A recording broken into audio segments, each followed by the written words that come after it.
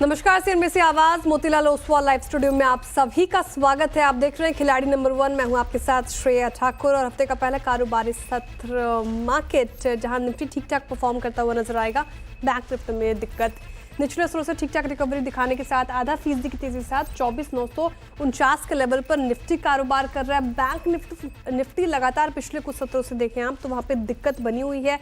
Days लो के आसपास से फ्लैट कारोबार करता हुआ नजर आएगा आपको बैंक निफ्टी 55,118 के लेवल पर। लेकिन मिड कैप और स्मॉल कैप में स्ट्रेंथ है, लगभग आधा फीसदी या 0.25% के करीब 57,915 के लेवल पर मिड कैप। वहीं तेजी के साथ स्मॉल कैप भी कामकाज करता हुआ नजर आएगा, लगभग आधा फीसदी करीब 17,986 के लेवल पर। इसलिए आपको ब्रेथ ठीक नजर आएगी क्योंकि ब्रॉडर मार्केट्स में खरीदारी है। 1513 ऐसे स्टॉक्स जहां पर खरीदारी देखने को मिल रही है, लेकिन दिक्कत है गिरने वाले स्टॉक्स में और 1187 ऐसे स्टॉक्स जहां पर बिकवाली हावी होती हुई नजर आ रही है। एक बार कंट्रीब्यूटर प्लेट के जरिए समझते हैं कि मार्केट को, स्पेशली निफ्टी को कॉल संभालने की कोशिश कर रहा है। आईटी स्पेस में जिस तरीके से आज खरीदारी 2% से ज्यादा इंडेक्स चढ़ गया है। गेनर्स में आपको शुमार नजर आएंगे Infosys, TCS, HCL Tech. IT pack से टीसीएस पे तो इनफैक्ट एक काफ़ी ब्रोकरेजेस बुलिश भी नजर आ रहे हैं। 19% का अपसाइड पोटेंशियल आया है। रिलायंस भी इस लिस्ट में शामिल। लेकिन बैंक, जैसे कि मैं बता भी रही थी आपको, दिक्कत दे रहा है। आईसीआईसीआई बैंक बैकफुट पे। भारतीय एयरटेल आज मुनाफा वसूली। अपोलो हॉस्पिटल और एलएनटी में भी आप देखिए थोड़ी गिरावट देखने को मिल रही है बैकफुट पर। निफ्टी बैंक्स में ICICI bank, Kotak Mahindra bank, SBI दिक्कत दे रहे हैं, लेकिन संभालने की कोशिश में दूसरी तरफ लगा है HDFC bank, IndusInd bank of Baroda और एक्सिस बैंक। लेकिन फिलहाल दिक्कत में बैंक निफ्टी। और निफ्टी भी आप देखिए कंसोलिडेट करता ही नजर आएगा। स्ट्रेंथ है कि नहीं ऐसे मार्केट में, साथ ही अब करना क्या चाहिए बाजार में, कौन से लेवल्स अब इंपॉर्टेंट ट्रेडर्स और इन्वेस्टर्स को क्या हिदायत, स्टॉक स्पेसिफिक मौके तलाशने होंगे या नहीं, सब पे करेंगे चर्चा। और हमारे साथ हमारे खिलाड़ी जुड़ गए हैं और इस पूरे हफ्ते हमारे साथ रहेंगे फिनवर्सिफाई की ध्वनि पटेल जी, मंत्री फिनमार्ट के अरुण कुमार मंत्री जी और सैमको सिक्योरिटीज़ के ओम मेहरा जी। बहुत स्वागत है आप तीनों का ही। Very good morning to everyone. आप तीनों के पास आऊँगी वापस, मार्केट को समझने की कोशिश करेंगे, साथ ही पिक्स भी लेंगे। लेकिन उससे पहले जीएसटी रिफॉर्म्स की बात कर लेते हैं। जीएसटी रिफॉर्म का जल्द फायदा लोगों को देने के लिए सरकार एक्शन में है और सूत्रों के मुताबिक जीएसटी रिफॉर्म के फैसले 22 सितंबर से पहले लागू हो सकते हैं। एक्सक्लूसिव जानकारी सीएनबीसी आवाज आपके लिए ले आ रहा है और इस पूरी खबर के लिए चलते हैं आलोक प्रियदर्शी के पास। आलोक जी बताएं, गुड मॉर्निंग, क्या आ रही है खबर? बिल्कुल, देखिए जैसा कि पता है कि स्टेज जो जीएसटी काउंसिल का है सज चुका है। 3 और 4 को दिल्ली में जीएसटी काउंसिल की 2 दिनों की बैठक होने वाली है। इसमें तमाम जो फैसले लिए जाएंगे, जो हमारे सूत्र बता रहे हैं कि 22 सितंबर तक सभी फैसलों को इम्प्लीमेंट कर देना है। हालांकि कुछ ऐसे फैसले हो सकते हैं जिनको बाद में भी लागू किया जा सकता है, जैसे कि मसलन सेस की बात करें तो सेस का जो अक्टूबर-नवंबर तक हो सकता है कि इम्प्लीमेंट किया जाएगा कि सेस अब कंपनसेशन सेस नहीं चुकाना है या फिर उसकी जगह पे क्या व्यवस्था होगी। लेकिन जो बड़े फैसले हैं, जैसे जीएसटी काउंसिल में जैसे स्लैब है, दामों में कटौती है, जीएसटी रेट में कटौती है, ये तमाम जितने भी फैसले हैं वो 22 सितंबर तक या 22 सितंबर से पहले लागू हो जाएंगे, ये हमारे सूत्र बता रहे हैं। सबसे बड़ा इसमें मुद्दा यही है कि सरकार और जीएसटी काउंसिल ये चाहता है कि जितने भी दरों में कटौती का फायदा है वो आम आदमी को, जो एक प्रधानमंत्री नरेंद्र मोदी ने वायदा किया था लाल किले के प्राचीर से कि दिवाली के मौके पर मिलना है, तो दिवाली से पहले इसको इम्प्लीमेंट कर दिया जाए, ताकि एक तरह से जो बाजार में इस वक्त सुस्ती आई हुई है बहुत सारे फ्रंट पे, चूंकि दाम घटने वाले हैं इसलिए लोगों ने खरीदारियां बंद कर रखी हैं, ऐसे में इसको बूस्टअप किया जा सके। और कुछ फैसलों को तो 22 तारीख से पहले भी लागू किया जा सकता है, लेकिन जो बड़े फैसले जैसे जीएसटी, स्लैब या जो बड़े आइटम पे कटौती की बात है, वो सब फैसले 22 सितंबर तक लागू हो जाएंगे, ये जो हमारे सूत्र बता रहे हैं। बिल्कुल, शुक्रिया आलोक जी जानकारी के लिए। और सरकार की तरफ से एक और अच्छी खबर, 22 सितंबर से लागू हो सकते हैं कुछ जीएसटी रिफॉर्म्स। बहुत शुक्रिया आपका। बाजार के लिए अच्छी खबर, और देखते हैं कि अब कैसे रिएक्ट करता है बाजार इस पर। सेक्टर स्पेसिफिक और क्या मूव हमें देखने को मिलते हैं, सब पे चर्चा करते रहेंगे। और सीएनबीसी आवाज़ पर सबसे पहली बारी खबर आप देख रहे हैं, सबसे पहले सीएनबीसी आवाज़ ने आपको ये खबर बताई। चलिए अब आगे बढ़ते हैं और पिक्स की शुरुआत करते हैं।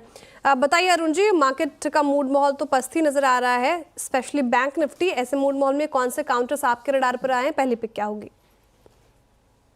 श्रेया जी गुड मॉर्निंग अगेन। मुझे लग रहा है श्रेया जी काफी स्टॉक्स है जिस पे अच्छा मोमेंटम देखने को मिल रहा है। अगर आप ओवरऑल सभी काउंटर्स को भी देखते हैं तो मिड कैप में अच्छा मोमेंटम है। तो पहला स्टॉक होगा एक्मी सोलर। एक्मी सोलर में खरीदारी की सलाह है। ओवरऑल मेरे को लग रहा है इसमें कप एंड हैंडल का ब्रेकआउट हुआ है और 303 के आसपास चल रहा है। तो 294 के स्टॉप लॉस के साथ बाय करें और 335 वहां तक के टारगेट्स मुझे लग रहा है एक्मी सोलर में देखने को मिल सकते हैं। एक्मे सोलार ये रहेगा रडार पर 335 तक की टारगेट एक्सपेक्टेड है। 303 के लेवल पर कर रहा है कारोबार। 294 का आपको स्टॉप लॉस मेंटेन करना है। अच्छी तेजी इस पर्टिकुलर स्पेस में भी आपको देखने को मिलेगी। बताइए ध्वनि जी आज हमारे साथ फोन पर जुड़ पा रही हैं कुछ तकनीकी दिक्कत के कारण। बताइए ध्वनि जी, पहली कॉल क्या होगी आपकी? Good morning. मेरी तरफ से जो पहला काउंटर यहाँ पे रहेगा वो है कल्याण ज्वेलर्स का काउंटर। काउंटर के अंदर अगर हम इंट्राडे स्ट्रक्चर देखें तो एक बेस फॉर्मेशन के बाद यहाँ पे बाइंग इंटरेस्ट देखने को मिल रहा है। 503 के स्टॉप लॉस के साथ इसको खरीदे 540 के टारगेट के लिए। कल्याण ज्वेलर्स काफी वॉलेटाइल ये स्टॉक, लगभग आधा फीसदी से ज्यादा की तेजी यहाँ पे आज हमें देखने को मिल रही है। निचले स्तरों से रिकवरी तो दिखाई है कल्याण ज्वेलर्स ने। खरीदारी की सलाह ध्वनि जी की तरफ से 540 का आप टारगेट एक्सपेक्ट कर सकते हैं। 503 का आपको स्टॉप लॉस लगाना है। अब चलते हैं ओम मेहरा जी के पास। ओम जी बताइए पहला काउंटर क्या होगा आपकी तरफ से? जी मेरा यहाँ पहला काउंटर होगा ऑरो फार्मा। काफी अच्छा एक कंसोलिडेशन बेस के बाद एक ऊपरी मोड पे निकलता हुआ नजर आ रहा है। तो करंट भाव 1062 के आसपास है। इसका स्टॉप लॉस हम रखेंगे 1045 का और टारगेट रहेगा 1110 का। ओके, ऑरो फार्मा स्पेस में देखेंगे आप तो तेजी ही है। आधा फीसदी से ज्यादा की तेजी के साथ फार्मास्यूटिकल स्पेस आपको कारोबार करता हुआ नजर आएगा। और स्पेस से ऑरो फार्मा पहली पसंद ओम जी की तरफ से 1110 का टारगेट और 1045 का आपको स्टॉप लॉस मेंटेन करना है। आपसे ही शुरुआत ओम जी, दूसरी पिक की बताइए। दूसरा पिक क्या है आपके रडार पर? जी मेरे दूसरे पिक यहाँ पे रियल एस्टेट से है। गोदरेज प्रॉपर्टीज यहाँ पे काफी अच्छे कंसोलिडेशन के बाद अपसाइड निकलता हुआ नजर आ रहा है। तो इसका स्टॉप लॉस रखेंगे 2050 का और इसका टारगेट रहेगा 2200 का। Okay, Godrej properties realty space में भी देखिए आप 1.5% की तेजी इस पूरे पर्टिकुलर स्पेस में। आईटी और रियल्टी स्पेशली अगर दो काउंट स्पेसेस की बात करें तो यहाँ पे अच्छा मोमेंटम आज के सत्र में। 2200 का टारगेट ओम जी देख रहे हैं। 2050 का आपको स्टॉप लॉस मेंटेन करना है। अब वापस चला जाए ध्वनि जी के पास। ध्वनि जी बताइए दूसरा काउंटर क्या चुना आपने? जी बिल्कुल, मेरी भी दूसरी पिक जो यहाँ पर है वो रियलिटी स्पेस से ही है। ओवरऑल रियलिटी का काउंटर जो है वो मुझे यहाँ पे पसंद आ रहा है। ओवरऑल स्ट्रक्चर यहाँ पर है वो एक स्ट्रेंथ दर्शा रहा है। करंट लेवल से आप इसको खरीदे। यहाँ पे आपका जो टारगेट है वो 1740 का बनता है। स्टॉप लॉस आपको 1635 का लगा के रखें। Okay, Oberoi realty day hyper कर रहा है 1.5% की तेजी के साथ। 1740 तक के टारगेट एक्सपेक्टेड है ध्वनि जी की तरफ से। 1635 का आपको स्टॉप लॉस मेंटेन करके चलना है, ध्यान रखिएगा। अरुण जी बताइए सेकंड पिक क्या होगी आपकी?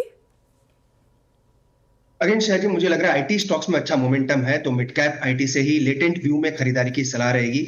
434-35 के आसपास चल रहा है ये स्टॉक। मुझे लग रहा है आराम से आपको 480 प्लस तक के टारगेट दिखा सकता है। तो करंट लेवल पे बाय करें। 420 का स्टॉप लॉस रहेगा और टारगेट 488 के आसपास करें।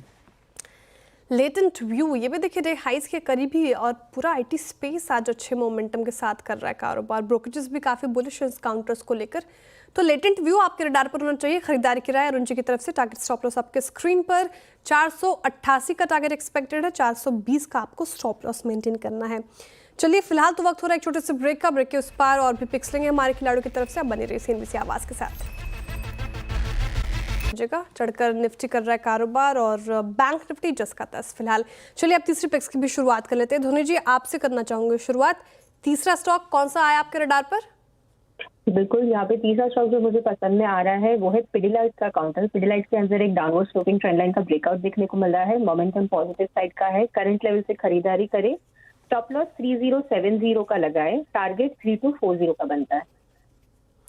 ओके, पिडिलाइट निचले स्तरों से अच्छी खासी रिकवरी। डेज हाई पर कर रहा है कारोबार करीब 1.5% की तेजी के साथ। 3240 तक के टारगेट एक्सपेक्टेड है। 3070 का आपको स्टॉप लॉस मेंटेन करके चलना है।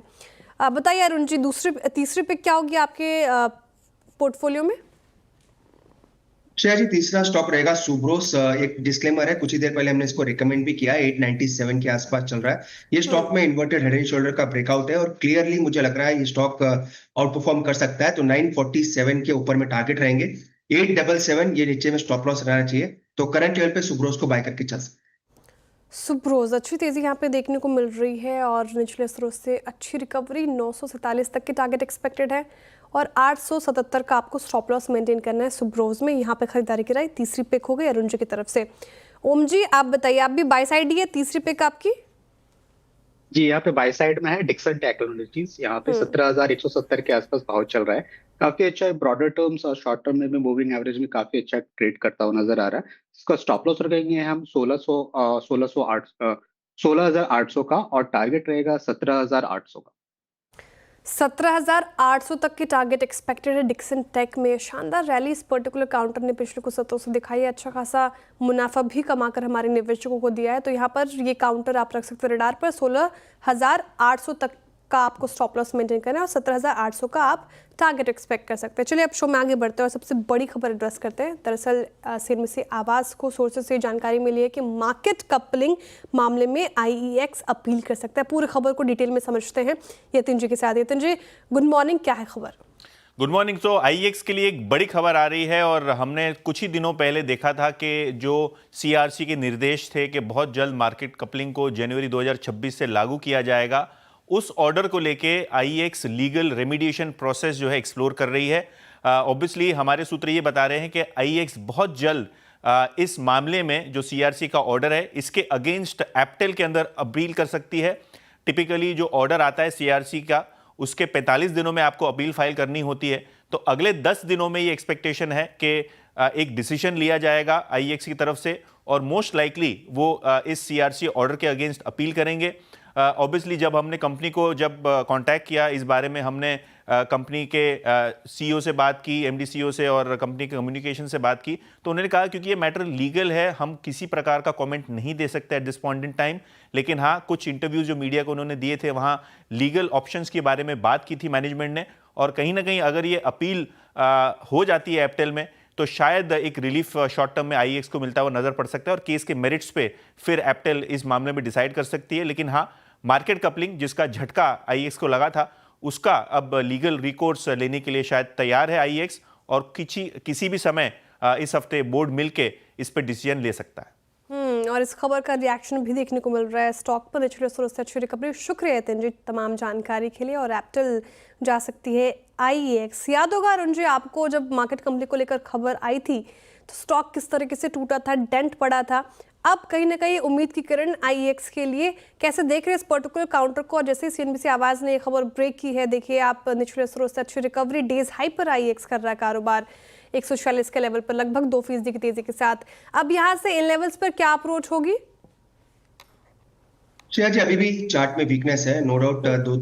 एक दो हफ्तों से स्टॉक में रिवाइवल जरूर देखने को मिला है, पर 155 के नीचे इसका ब्रेकडाउन हुआ था और 130 132 तक स्टॉक गया था। अभी भी ब्रेकडाउन के नीचे है। इस न्यूज के बाद थोड़ा मोमेंटम आज जरूर बन रहा है। मुझे लग रहा है 150 से 155 के बीच में मिलता है। अगर किसी ने नीचे में खरीदा है या ऊपर में भी किसी ने ले रखा है तो एक बार का प्रॉफिट बुक या फिर पोजीशन को हल्का करना चाहिए। जिन्होंने ऊपर बाय किया है उनको भी हल्का करना चाहिए। 155 के ऊपर शेयर जी जब तक स्टॉक नहीं निकलता इसमें वीकनेस रहनी चाहिए और हो सकता है वहां से वापस सेलिंग भी स्टॉक में देखने को मिल सकती। तो कोई भी उछाल आए तो बिकवाली की राय है, वहां से निकलने की सलाह फिलहाल आईईएक्स में। तो इस उछाल को आप एक मौका देख सकते हैं। चलिए आप रुक रहे एक छोटे से ब्रेक के लिए। ब्रेक के बाद फिर हाजिर होंगे। आप देखते रहिए सीएनबीसी आवाज। Including these 5 principles that I mentioned. Even this year, we have taken out a number of regulations, urban cooperative banks, risk weights to NBFCs, the provisioning requirements for government guaranteed security receipts, priority sector lending guidelines were revised to boost credit to the undeserved segments. We have rationalized the runoff factors for the LCR. It will hopefully release liquidity of about 6 percentage points. Similarly, we have come out with comprehensive and rationalized regulatory framework for investments in alternative investment funds, co-lending, non-bank, non-fund-based facilities, project finance, and gold loans. All these are examples of how we have been agile, we have been consultative, evidence-oriented, principle-based, and proportional in our regulation making. Going forward, we will continue with this approach. Our focus will be threefold. First and foremost, We will continue strengthening financial stability. This is our primary objective. This is the foundation on which this whole system is built. And so we do intend to implement the Basel III guidelines for market. They're already the draft is already there. Similarly, credit and operational risk from 1st April 2027, for which credit risk and ECL-related draft guidelines are now proposed to be issued soon. The remaining are already issued in one form or the other. Similarly, the forms of business circular is also planned to be finalized quickly. Second, we will endeavor to enhance ease of doing business. A lot of this has been talked about, and the government is also on its part doing its bit, having set up some task forces for enhancing doing of business, both at state as well as at central level. We have already in this regard rationalized a number of our regulations.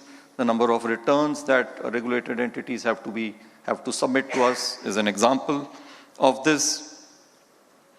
And now we are in the process, as I mentioned earlier, of consolidating all the regulations, and we have lots of them, thousands of them, into few regulations so that it becomes simpler, easier for you to comprehend and understand. In our pursuit for making principle-based framework, I would like to mention here that we wanted to give autonomy to the boards of the respective entities to frame policies, while the intent was to leave the detailed policy making from the regulator to the banks. What it has done is perhaps that it has overburdened some of the boards of the regulated entities. Therefore, we are trying to rationalize now these macro policies that need to be approved by the boards of the regulated entities and leave the procedural and routine matters with the management under the board so that the board gets quality time to deliberate on strategic and important matters. तो ये सुन रहे थे आप RBI governor Sanjay Malhotra ji को, और उन्होंने कहा कि भारत की अर्थव्यवस्था आप देखिए काफ़ी मजबूत होती जा रही है, दुनिया की तीसरी सबसे बड़ी अर्थव्यवस्था बनने की राह पर है भारत, और फंडामेंटल काफ़ी मजबूत है, साथ ही 8 सालों में सबसे कम महंगाई रही है इस बार। तो ये कुछ तमाम पॉजिटिव चीज़ें उन्होंने बताई भारत की अर्थव्यवस्था को लेकर। चलिए अब शो में आगे बढ़ते हैं और आखिरी सेगमेंट को एड्रेस करते हैं। एक बार लेकर आते हैं हमारे खिलाड़ियों का पोर्टफोलियो, क्या कुछ एक्शन वहाँ पे देखने को मिल रहा है वहाँ पर। एक बार आपके स्क्रीन पर धोनी जी का पोर्टफोलियो आपके स्क्रीन पर, कल्याण ज्वेलर्स, ओबरॉय रियल्टी और पिडिलाइट उन्होंने सुझाया आपके आज के सत्र में। तीनों बाय साइड की ट्रेड है। कल्याण ज्वेलर्स में टारगेट 540, स्टॉप लॉस आपको 503 मेंटेन करना है। ओबरॉय रियल्टी में टारगेट 1740, स्टॉप लॉस 1635 और पिडिलाइट में टारगेट 3240 और स्टॉप लॉस 3070 का मेंटेन करके चलना है। प्रॉफिट एंड लॉस क्या देखने को मिल रहा है यहाँ पर स्थिति, तो पिडिलाइट थोड़ा नेगेटिव साइड पर है, फ्लैट ओबरॉय रियल्टी और कल्याण ज्वेलर्स पे फ्लैट रिटर्न फिलहाल दे रहे हैं। अब आगे बढ़ते हैं और अरुण कुमार मंत्री जी का पोर्टफोलियो स्कैन कर लेते हैं। उन्होंने एमके सोलार, लेटेंट व्यू और सुब्रो सुझाया, ये भी तीनों बाय साइड की ट्रेड है। एमके में target 335, stop loss 294, latent view में टारगेट 488, स्टॉप लॉस 420 और सुब्रोज में टारगेट 947 और स्टॉप लॉस 877 का मेंटेन करके चलना है। यहाँ पे प्रॉफिट लॉस तेजी मंदी क्या देखने को मिल रही है, तो सुब्रोज से लगभग आधा फीसदी की पॉजिटिव रिटर्न, लेटेंट व्यू लगभग आधा फीसदी नेगेटिव और एक्मे सोलर से भी आप देखें तो नेगेटिव रिटर्न ही फिलहाल मिल रहे हैं। अब ओम जी का पोर्टफोलियो स्कैन कर लेते हैं। उन्होंने आज के सत्र में सुझाया और बिंदु फार्मा, गोदरेज प्रॉपर्टीज और डिक्सन टेक, इनकी भी तीनों बाय साइड की ट्रेड है। और बिंदु में target 1110, stop loss 1045, Godrej properties में टारगेट 2200, स्टॉप लॉस आपको 2050 का मेंटेन करना है। डिक्सन टेक में टारगेट 17800, स्टॉप लॉस 16800 का मेंटेन करना है। यहाँ पर तेजी मंदी क्या देखने को मिल रही है स्थिति, तो डिक्सन फ्लैट कारोबार कर रहा है और बिंदु भी फ्लैट टू पॉजिटिव रिटर्न दे रहा है, लेकिन गोदरेज प्रॉपर्टी से थोड़ा आधा फीसदी करीब नेगेटिव रिटर्न मिल रहा है। मुनाफा का मीटर देख लेते हैं अब। हफ्ते का पहला कारोबारी सत्र और किसने ले लिया है लीड, तो फिलहाल हमारे खिलाड़ियों का पोर्टफोलियो अभी नेगेटिव टेरिटरी में ही है। आधा फीसदी करीब ओम मेहरा जी और अरुण कुमार मंत्री जी का पोर्टफोलियो रिटर्न दे रहा है नेगेटिवली। वहीं धोनी पटेल जी का भी पोर्टफोलियो फ्लैट थोड़ा नेगेटिव साइड पर ही आपको कामकाज करता हुआ नजर आएगा। तो फिलहाल ये स्थिति हमारे खिलाड़ियों की पोर्टफोलियो की। कोई भी अपडेट इनकी तरफ से वो हम मिड कैप मंत्रों में लेकर आएंगे। बहुत शुक्रिया धोनी जी, अरुण जी और ओम जी आज हमारे साथ बने रहने के लिए। चलिए फिलहाल इस शो से इतना ही, अब सीधे मुलाकात होगी कमाई का अड्डा में। आप देखते रहिए CNBC आवाज़।